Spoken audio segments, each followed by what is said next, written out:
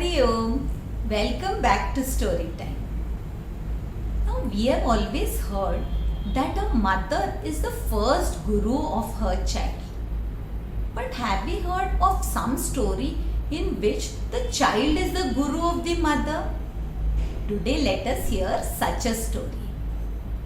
On the banks of the river Saraswati, in a beautiful ashram, meditating on the banks of the holy river, was a rishi by the name of Kardama. He was the mind-born son of Brahmaji. As he sat in meditation, he prayed to Lord Vishnu. Lord Vishnu, being happy with his tapas, blessed him that he would be born as a son of this rishi himself. And so, Kardama Rishi waited for the day when he would get a suitable wife, whereby the Lord himself would incarnate as their son. And at the same time, Manu and Shatarupa, the parents of Devahuti, were in search of a suitable groom. Now Devahuti was very virtuous. She was beautiful, talented and noble, and so they wanted a suitable match. And searching for such a suitable groom, they happened to come near the ashrama of Kardama Rishi. In fact, they had been guided by Narada Rishi. They had been told that they would find the ideal groom in this ashrama. And so now they approached the holy sage. When Kardama Rishi was offered this match, that the daughter of Swayambha Manu would marry him, he accepted because he remembered Lord Narayana's words. And soon this marriage was solemnized. Now Devahuti was a princess while Kardama Rishi lived in a hermitage, and so he wanted to test whether this princess would indeed be the ideal one to bear the Lord himself in her womb. And so he undertook severe penance. He meditated, he prayed, he worshipped, and he did so many rituals.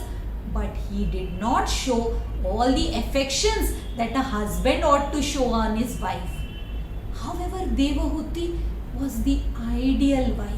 She served Kardama Rishi in all that he did. She observed vows. She too meditated and learned the art of meditation from him. She too undertook severe penance. And finally Kardama Rishi realized that Devahuti was indeed very noble. And so one day, after many years, he asked her. He told her, "I am very pleased with you. Tell me, what do you wish for?" While she replied that she said that I wish to live the life of a householder or a grihastha. I wish to enjoy the worldly pleasures. So please, if it makes you happy, bless me with this. And Kardama Rishi agreed. He created a huge aircraft, a wish-fulfilling plane, and seated in that, he took her all around the world.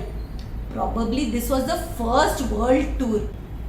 And this is how they spent many years. There were untold pleasures seen in all the 14 worlds that Devahuti and Kardama Rishi enjoyed. And soon 9 girls were born to them. When these 9 girls grew up, their marriages were solemnized with the 9 Prajapatis. And soon it was time for the son to be born to them. The son who would be none other than Lord Narayana himself. However, Devahuti knew that her husband would soon leave her. He would take up sannyas, for this was the condition put forth by Kardama Rishi right at the onset. And Devahuti agreed, and they got a son by the name of Kapila. Kapila was the avatar of the Lord. After the birth of the son, Kardama Rishi went around his son.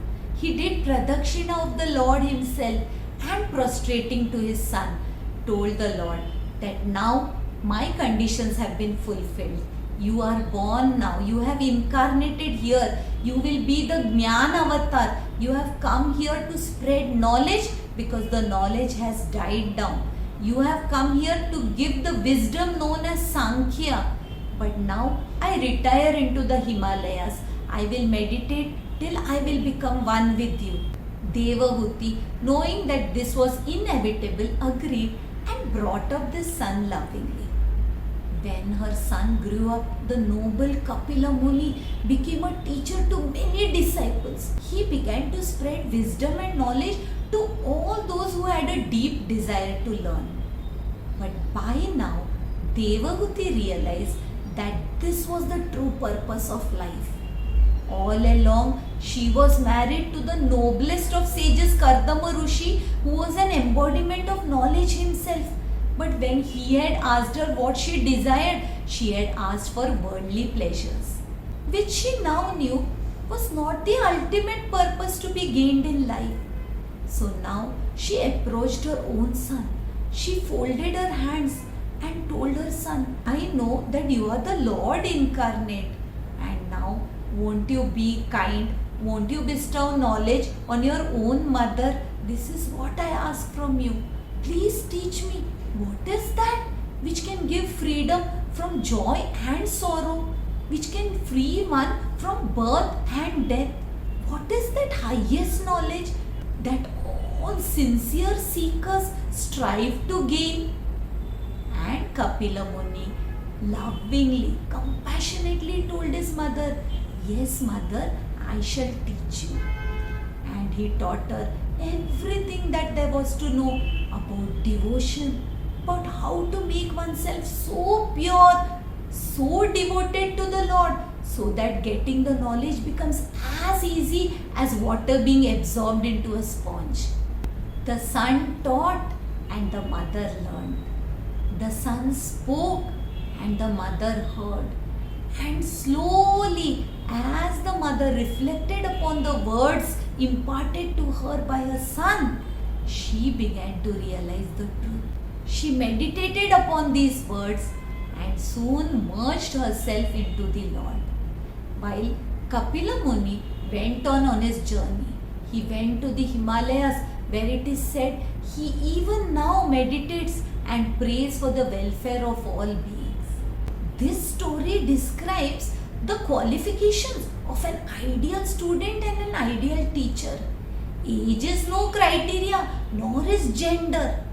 The only thing that a student or disciple needs is intense desire to learn and total surrender to the teacher, which Devahuti had. And the teacher, of course, has to have all the knowledge that there is to have and has to live by that knowledge himself. He has to walk the path and then his disciple will follow. May this story of Devahuti and Kapila Avatar inspire us to become ideal students ourselves. There is so much to learn in this great land of ours. Let us not waste any time, but try to get the highest knowledge by praying for a great Guru to enter into our lives. I hope you liked today's story. If you did, do subscribe to the channel and share the story with your family and friends. And I will be back with another story next Thursday. Until we meet again, Hari Om.